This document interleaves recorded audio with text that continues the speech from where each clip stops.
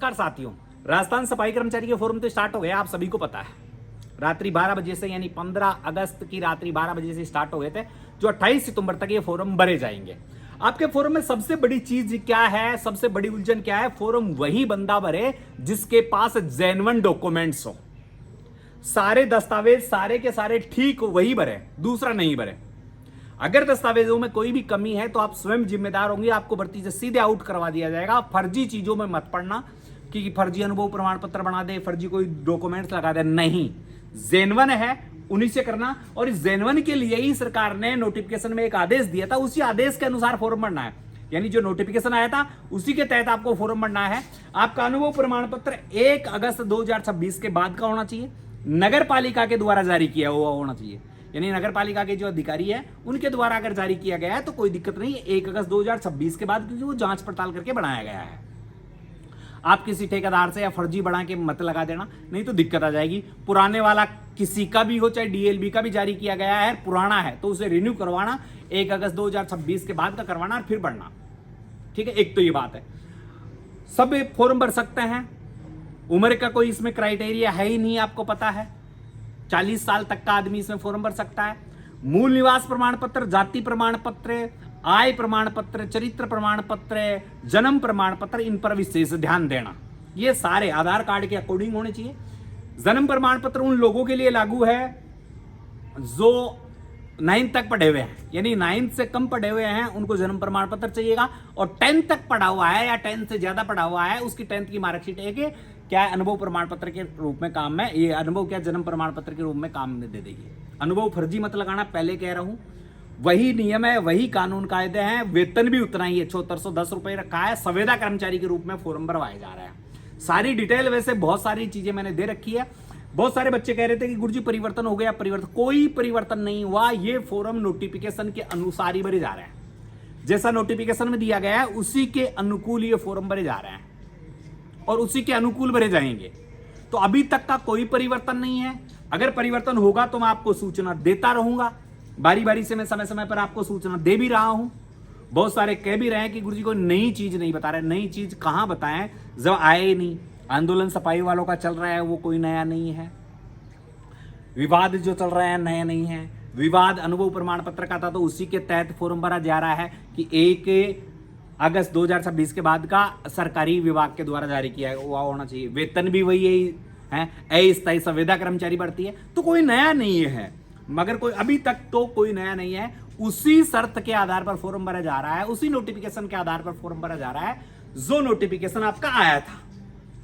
ये संविदा कर्मचारी के रूप में भर्ती होगी और 22-23 का जो नियम चल रहा है उसके अकॉर्डिंग आपको 2 या 3 साल काम करवाकर आपको स्थायी कर दिया जाएगा, यानी परमानेंट नौकरी दे दी जाएगी। और परमानेंट नौकरी का जो प्रोसेस रहेगा वो जब भर्ती पूरी होगी तो बता देंगे। एक इंपॉर्टेंट बात, आप उसी निकाय से फॉर्म भरना या उसी जगह से फॉर्म भरा जहां के आप निवासी हो। दूसरे निकाय से मौका या अधिक पद देख के मत भरना, आपका नंबर नहीं आएगा, पहले ही बता देता हूं।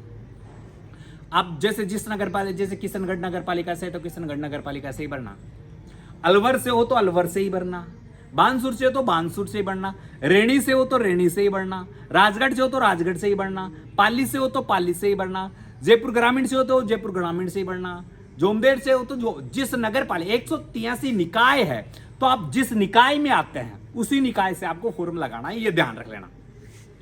और उसी निकाय का आपका अनुभव प्रमाण पत्र होना चाहिए।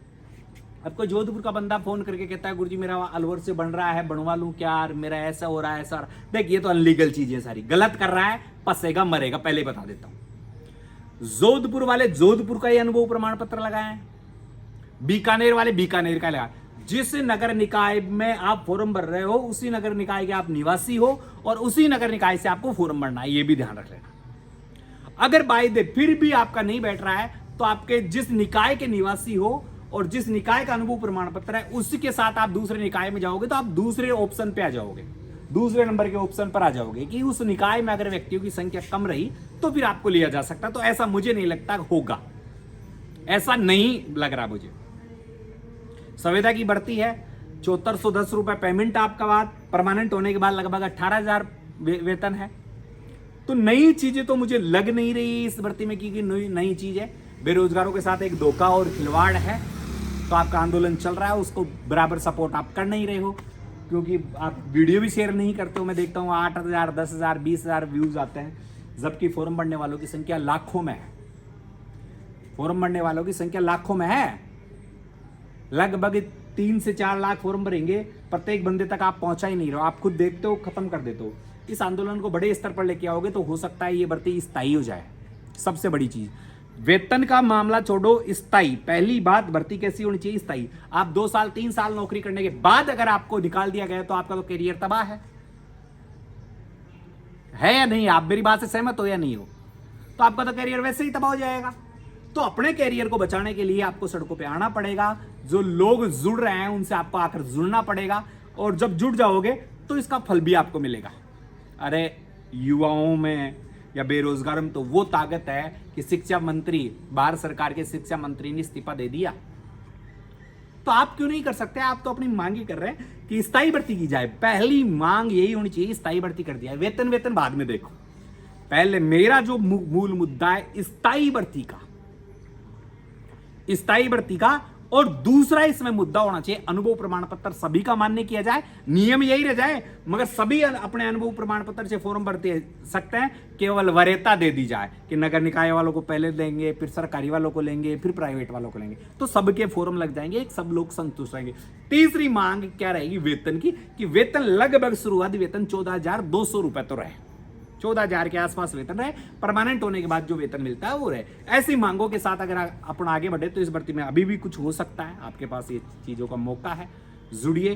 फॉर्म भर्ती में फॉर्म भरने के तरीके मैंने सारे बता रखे हैं। एक फॉर्म भरने का वीडियो और डाल दूंगा, तो जिनके पास जेन्युइन डॉक्यूमेंट्स है वो तो वैसा फॉर्म भर दें, और जिनके पास जेन्युइन नहीं है वो रुके, अभी इंतजार करें। ठीक है साथियों, तो अलविदा चाहता हूँ। जो भी सुझाव है कमेंट्स बॉक्स में कमेंट जरूर करना कि आपकी राय क्या है और कितने लोगों को आप इस वीडियो को शेयर कर रहे हो।